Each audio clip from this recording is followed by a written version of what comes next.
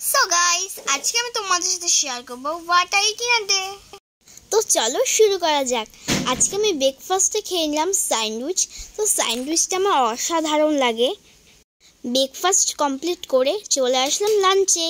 তো আজকে লাঞ্চে ছিল মাটন কোরমা এবং পোলাও।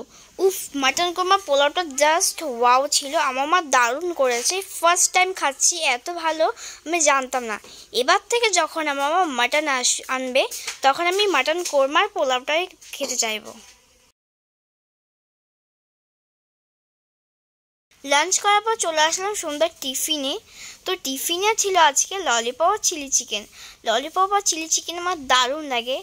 তো আমি খেতে থাকি, ততক্ষণে তোমরা আমার পেজটাকে ফলো করে ভিডিওতে একটা লাইক করে আর কমেন্ট আর শেয়ার করতে অবশ্যই ভুলবে না। তো ততক্ষণের জন্য সবাই ভালো থেকো, সুস্থ থেকো। আর আমার ভিডিওগুলি ভালো লাগলে অবশ্যই লাইক করে দিও। তো সবাইকে tata, bye bye, love you all friends.